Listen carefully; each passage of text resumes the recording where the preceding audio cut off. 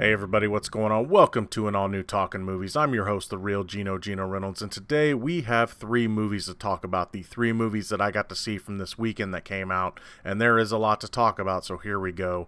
First, we're going to be talking about Disney's Christopher Robin, starring Ewan McGregor. It's a fantasy look at the story of an adult Christopher Robin meeting back up with Winnie the Pooh and their friends. After Christopher Robin leaves his friends and the 100-Acre Wood for the last time, he finally begins to grow up. After being sent to boarding school, getting married, and then going to war, he works at a job that demands all of his time, which takes away from his family time. When his daughter finds one of his old drawings and knickknacks from his childhood, this causes the magic and characters from Christopher Robin's childhood to wake up and seek him out. The first thing that I have to say about this movie is that it is mostly a work of fiction. While it does take an element or two from the real-life inspiration, such as the clothes that Christopher wears as a child, and that he was sent off to boarding school at a young age, the rest is pretty well made up. Pooh and all of the other characters in this are not Christopher Robin's toys. The Winnie the Pooh books are not a thing. The 100-Acre Wood is a real magical place, and they don't even address Robin's parents by their names in the movie or credits. While this really isn't a major problem, having seen Goodbye Christopher Robin and then studying the real story, seeing this made-up fantasy story just felt a little weird. Now, as a fantasy story, do I feel that it captured the magic of the stories of Winnie the Pooh and all of his friends? Sometimes would have to be my answer. I have to be honest. It took me a bit to get used to this movie's story. Not that it's hard to follow or anything, but I just felt that it took a while to really get going. The plot is simple enough, which is remember what's really important in life. It is a kid's story, so the simplicity is fine. That being said, I think that the movie was at its strongest when Christopher Robin, played by Ewan McGregor, finally made his way back to the 100-Acre Wood. The stuff that took place in London felt a little too much like the Paddington movies, only nowhere near as effective. Part of me feels that the only reason this movie exists is that Disney wanted their own Paddington movie, if you get what I mean. Here is a small thing that got me thinking about this movie. While it got all the characters right in a sense that Pooh, Eeyore, Tigger, Piglet, Kanga, and Roo are stuffed animals, and Rabbit and Owl are real animals, it didn't make sense for this to even be a thing. If they weren't the toys and imagination of Robin's childhood, did they need to be stuffed creatures? I know, this seems like a nitpick, and honestly, it doesn't really bother me that much, but I just couldn't get the thought of that out of my head, that it just didn't flow for me ideally with how the story of Winnie the Pooh works. Like I said, it's not a big deal, but it just made me think.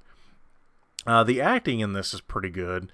Ewan McGregor, like the rest of the movie, gives his strongest performance while the character is in the 100-Acre Wood.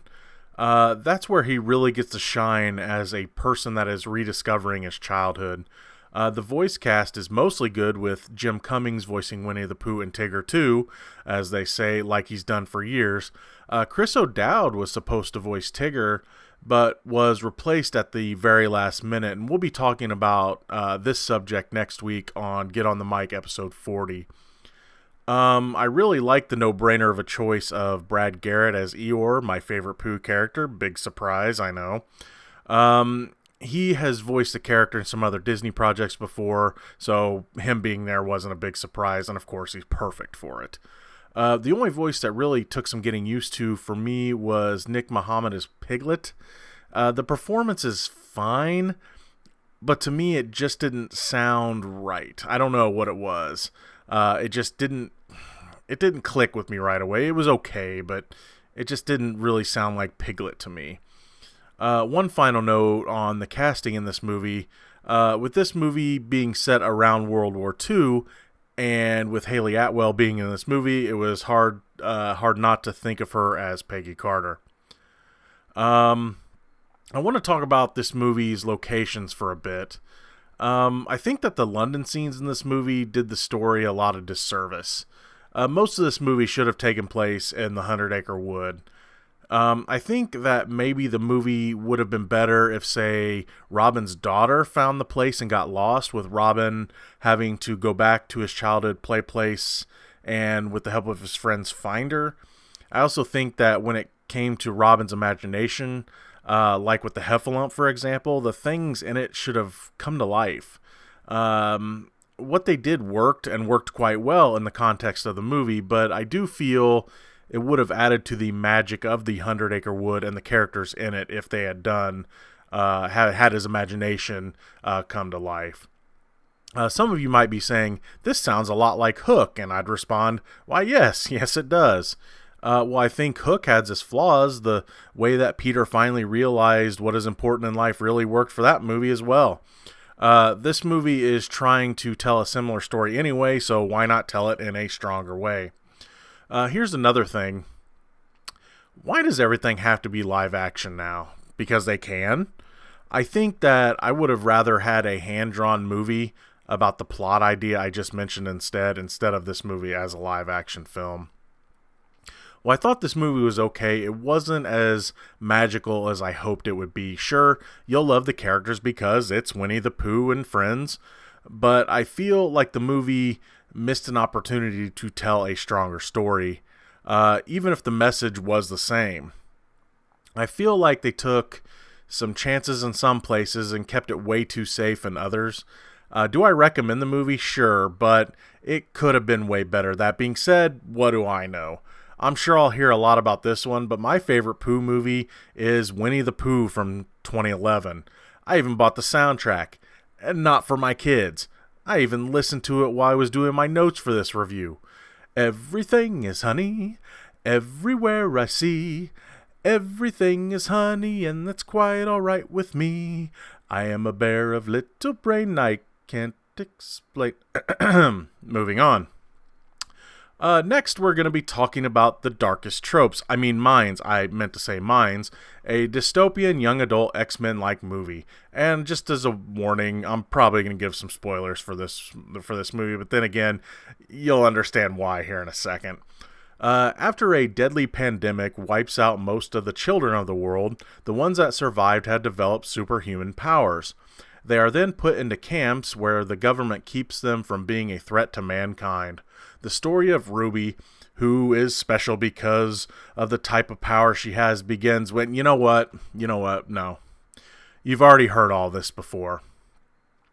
The Darkest Minds is just another YA movie in a sea of YA movies that somehow, some way, managed to hit probably every YA trope, along with some X-Men plot lines, all within one movie. I'm serious. Here are the tropes that I spotted while watching this one. You ready? Here we go. There is an event that leads to the world becoming dystopian. The main character is special somehow.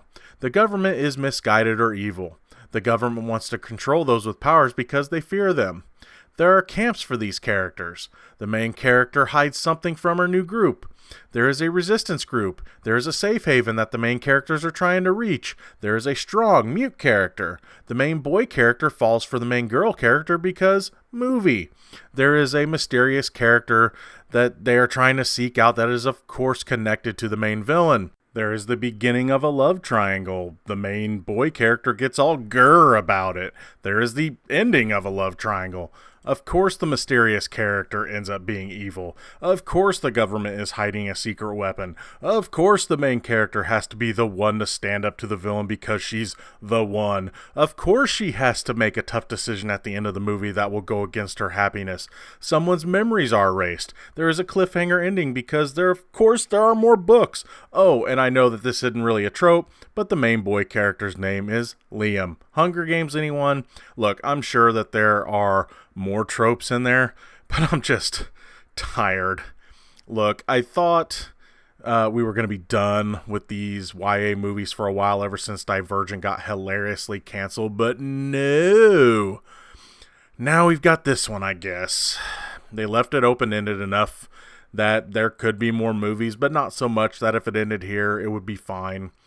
If you like these kind of dystopian YA movies, you might think this one's okay. Me, I think I've had my fill unless one comes out that really blows me away with some new ideas. Next. We're going to be talking about The Spy Who Dumped Me Now, the action comedy starring Mila Kunis and Kate McKinnon, and of course, there's probably going to be spoilers here as well. After calling her ex-boyfriend after they had been broken up for about a year, Audrey, played by Mila Kunis, gets a call back from him saying that he is coming to see her. After he arrives, he reveals to her that he is a spy, but then he is, killed. Yeah, killed. The movie is named after him, so anyway. This leads Audrey and her friend Morgan, played by Kate McKinnon, having to go on a world-hopping adventure to figure out what the heck is going on.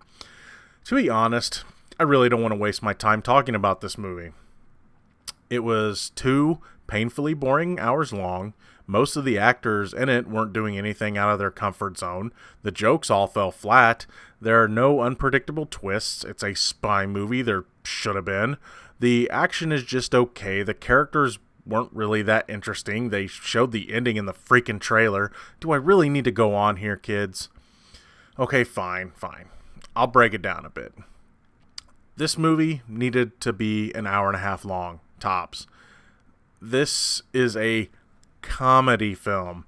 So when the jokes are not landing, ever, the longer the movie is, the harder it is to sit through. When I talked to Brad Jones about this, he saw it really late at night and said it was terrible. It was a slog to get through. I saw it at 1:30 in the afternoon and was wide awake. And yeah, it's still a tough watch. None of the humor, either said or shown, worked for me. As for the actors, none of them really did anything new that they haven't already done in other movies before. Mila Kunis' character is the insecure but of course beautiful and underestimated woman who comes out on top at the end because she gets out of her shell. Kate McKinnon's character is wacky. She's just the wackiest. Nothing new there. I thought with them maybe having Paul Reiser and Jane Curtin playing McKinnon's parents might have led to anything when it came to the plot, but nope. Speaking of the plot, this is a spy movie. There needed to be some sort of twist or turn or anything to keep the story interesting. Now, don't get me wrong, there are twists and turns, but they're predictable. I was really hoping for McKinnon, Reiser, and Curtin, their characters, to be Russian sleeper agents. I was hoping that since they teased that this wasn't a thing, that it would be a thing. Earlier in the movie, McKinnon says to Kunis that she isn't a spy. There was also a part of the movie where she knew something in Russian, but I can't exactly remember what that was. While it wouldn't have saved this movie or anything, at least it would have been a better twist than, what? The boyfriend spy is still alive? I can't believe it. But no, that's pretty much it. There really isn't anything much more to talk about.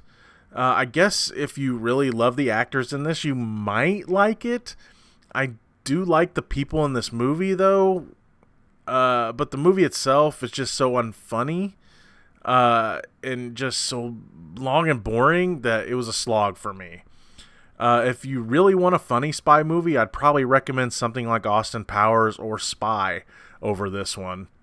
That's going to be all for this edition of Talkin Movies. If you like what you've heard here, please subscribe to the Real Geno YouTube channel, like this video, and if you have anything to say about these movies, please feel free to comment in the comment section below. Until next time, I'm your host, the Real Geno Reynolds. See you later.